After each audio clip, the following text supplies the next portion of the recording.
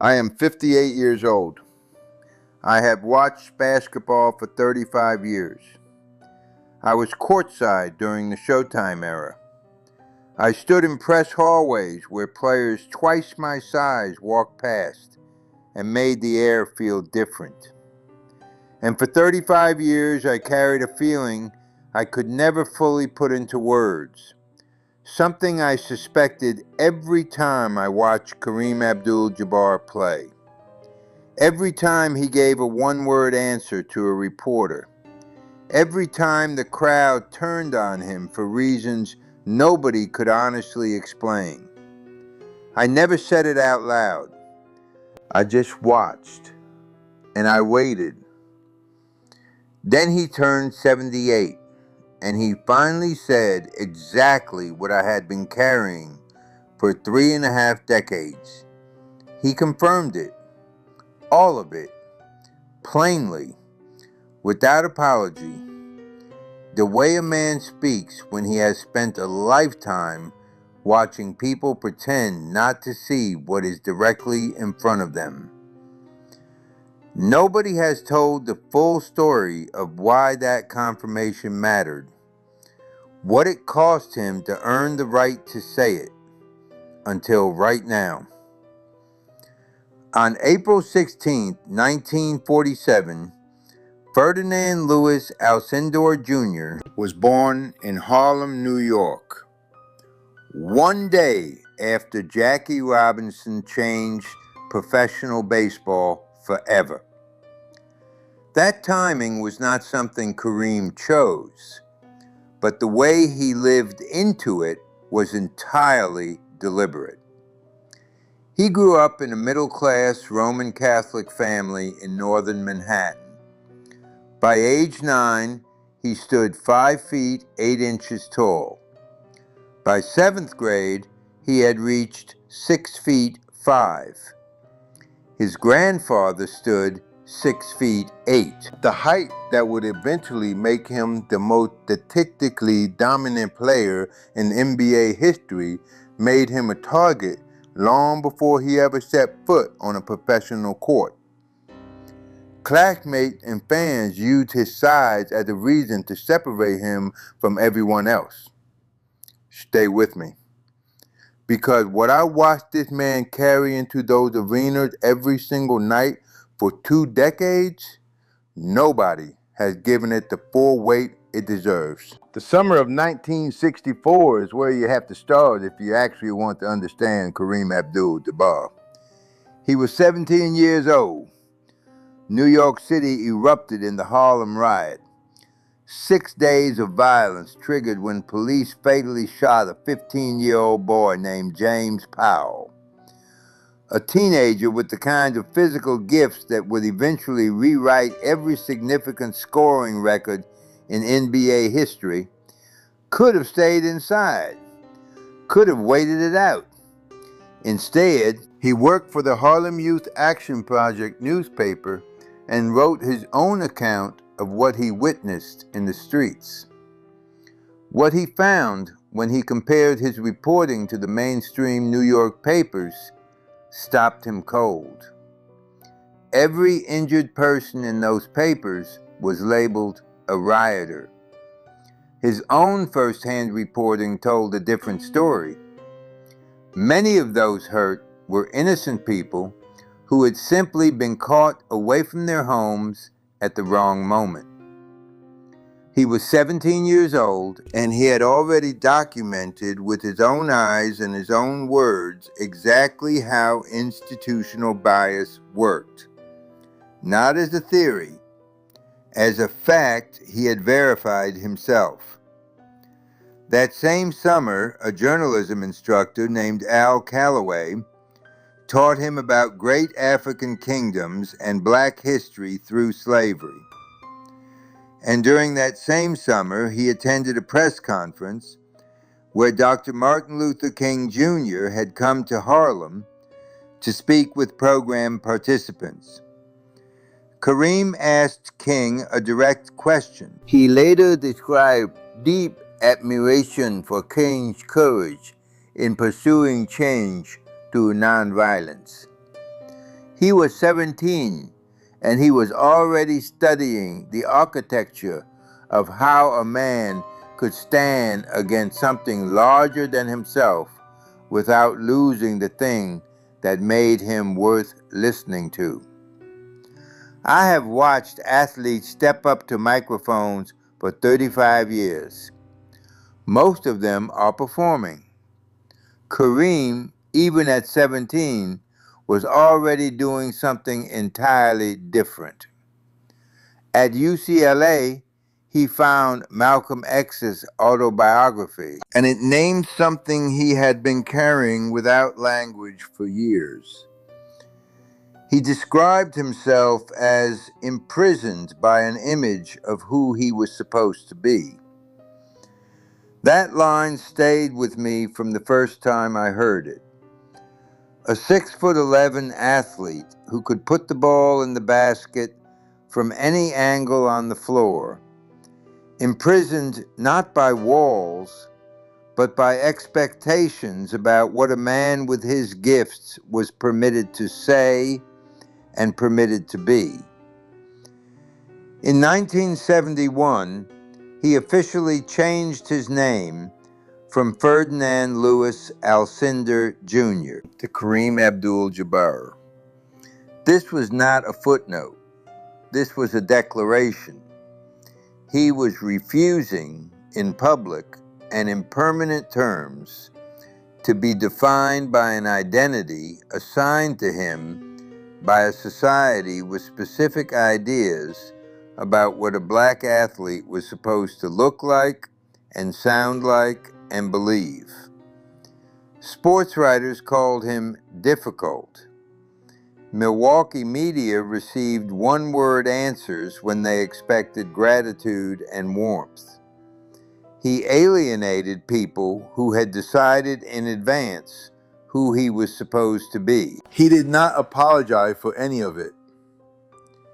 Here is what people say about Kareem Abdul-Jabbar. They say he was cold. They say he was distant. They say he was one of the greatest players of all time, but hard to root for because he never gave you anything to hold on to emotionally. Here is what actually happened. In 1967, he became the youngest member of the Cleveland Summit, a gathering of prominent black athletes organized by Jim Brown to publicly support Muhammad Ali's conscientious objector claim. He was 20 years old. The following year, he boycotted the 1968 Olympics. Torn between his love for the country and his refusal to signal approval for how people of color were being treated inside it, he chose principle over participation. He did not go to Mexico City. Instead, he taught basketball and the importance of staying in school to kids in New York City. The response were death threats, hate mail.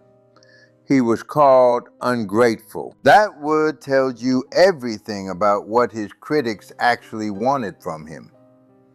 They wanted a black man with his talent to be thankful. Kareem understood that gratitude was being used as a mechanism of control. He refused to perform it on demand. The NCAA responded to his college dominance in 1967 by implementing the Alcindor rule, banning the slam dunk entirely, directly because of him.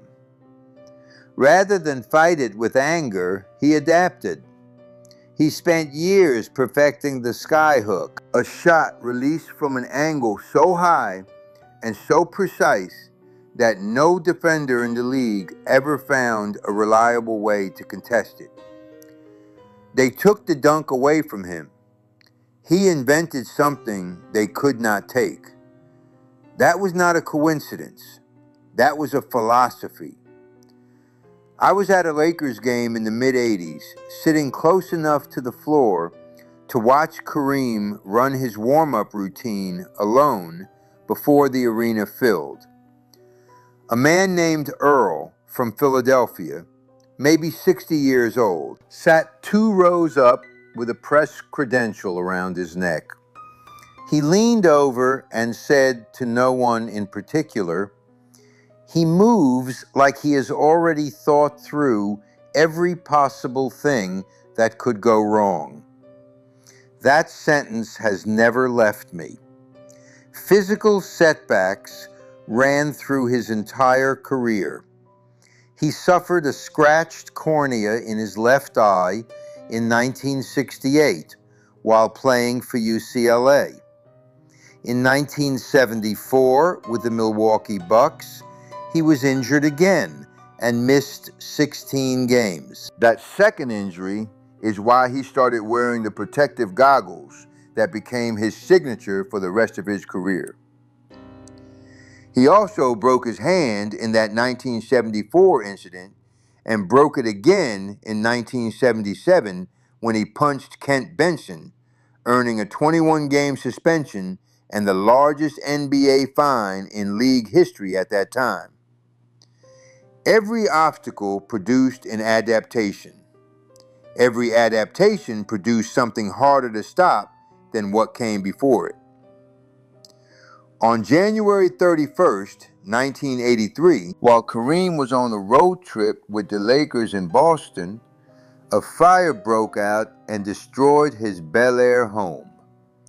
The estimated damage was $2.5 million. The fire consumed all 6 of his MVP trophies.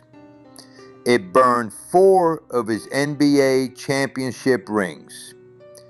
Every physical marker of what he had built across decades of professional basketball gone in a single night while he was across the country. Most people would have been undone by that. Kareem reflected on it with a philosophical clarity that took me years to fully absorb. He said he did not really need that stuff around. Not performance, not deflection. Genuine detachment from the physical evidence of his own greatness, because he had always understood that his value never lived in trophies. The fire did not diminish anything. It confirmed everything. He retired in 1989 after 20 seasons. No player in NBA history had scored more points. No player had blocked more shots. No player had won more MVP awards. 6 NBA championships, 6 MVP awards, 2 Finals MVP awards, 19 All-Star selections. His partnership with Magic Johnson had produced the Showtime era and 5 championships in the 1980s alone. He was diagnosed with leukemia in 2009 and became a vocal advocate for cancer research. He wrote books, including work about World War II's forgotten heroes. In 2016, President Barack Obama awarded him the Presidential Medal of Freedom. And then, at 78, he said it plainly. The racism he faced was real. It was systemic. It had been there from the beginning, from the Harlem riot at 17 to the death threats after the Olympic boycott, to the decades of being called difficult and ungrateful by people who wanted him smaller and quieter and more convenient. He said what I had suspected every single time I watched the crowd turn on him for reasons that never quite added up. I was not surprised. I had watched for 35 years. That is the one thing I will say about what it felt like to finally hear it out loud. I am 58 years old. I have watched this game for 35 years. I have watched hundreds of athletes hold microphones and say nothing that cost them anything. I watched one man spend 60 years saying something true and paying for it every single time. The skyhook was unstoppable because it came from an angle nobody else was willing to use. So did everything else he ever did.